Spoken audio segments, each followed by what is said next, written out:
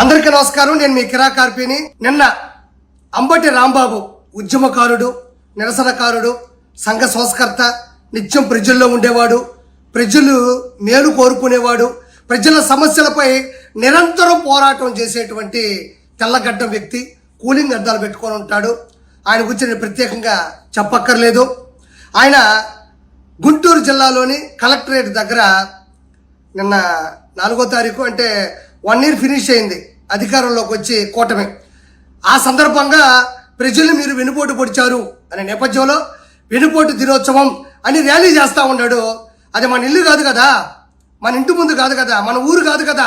ఈ మధ్యన ఒక 20 ఎకరాల పొలం కొన్నాడు ప్రజల డబ్బులతో. ప్రజల డబ్బుల్ని లూటీ చేసి దందా చేసి 20 ఎకరాల పొలం కొన్నాడు. ఆ పొలం కాదు కదా మన ఇష్టం వచ్చినట్టు అరవడానికి, మనం ఇష్టం వచ్చినట్టు కేకలు వేయడానికి, మనం ఇష్టం వచ్చినట్టు దుమ్మెత్తి పోయడానికి ఒప్పుకోరు కదా. వెంటనే పోలీసులు వచ్చారు, మర్యాద ఎక్కడి నుంచి వెళ్ళని అన్నాడు. అంటే మనోడికి ఇది అదురుగా చూసుకున్నాడు.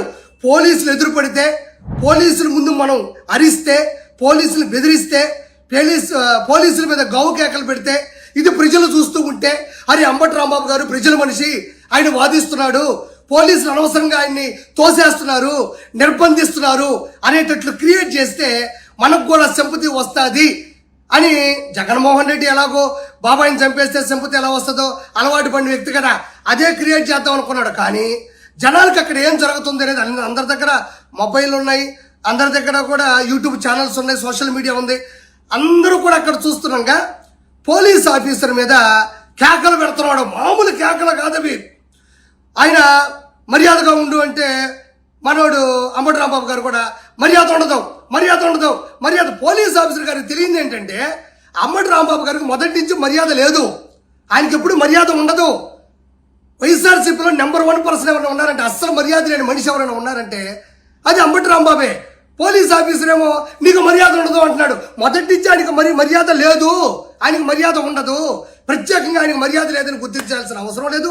ఆ తర్వాత అంబటి రాంబాబు పోలీస్ ఆఫీసర్ ఇద్దరు వాదించుకుంటున్నారు.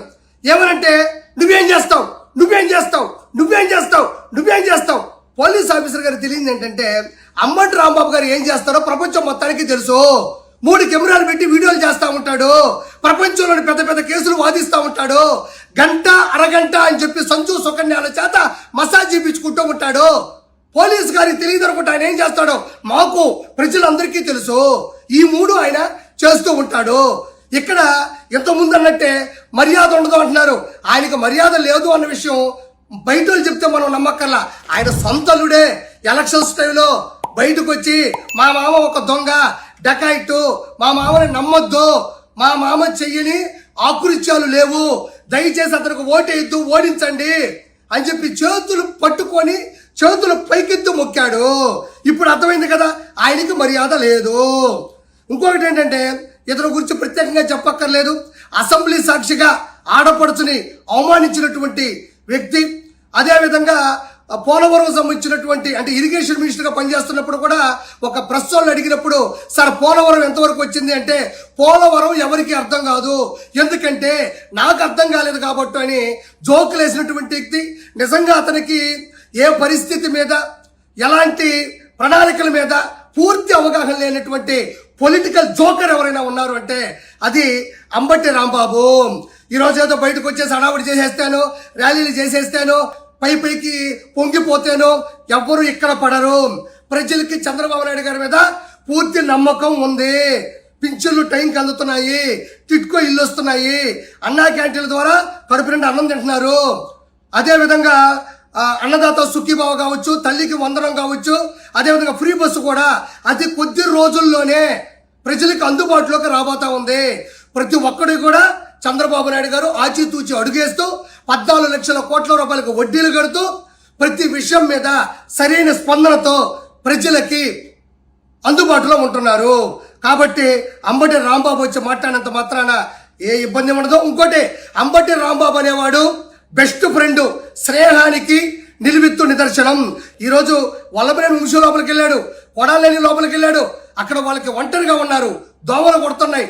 ఏ ఒక్కరూ కూడా వాళ్ళు చూడాలనుకుంటున్నారు కానీ వాళ్ళ దగ్గరికి వెళ్ళాలనుకోవట్లేదు. కానీ అంబటి రాంబాబు అలా కాదు. పోలీసుల మీద తిరగబడితే, ఎగబడితే, అరిస్తే, దూషిస్తే లోపలేస్తారు నన్ను, వాళ్ళిద్దరితో స్నేహంగా నేను ఉండొచ్చు, వాళ్ళకి నేను తోడుగా ఉండొచ్చు అనుకోవడం ఈ ప్రపంచంలో అంబటి రాంబాబు మాత్రమే ఆ స్నేహానికి విలువ తెలుసు. కాబట్టి అంబటి రాంబాబు అనేవాడు ఒక పొలిటికల్ జోకర్, ఒక పొలిటికల్ బ్రోకర్. అంబటి రాంబాబుని ఎవరో కూడా పూర్తిగా అవగాహన చేసుకోరు, ఎందుకంటే ఆయనకి అవగాహన ఏ విషయం మీద ఉండదు కాబట్టి.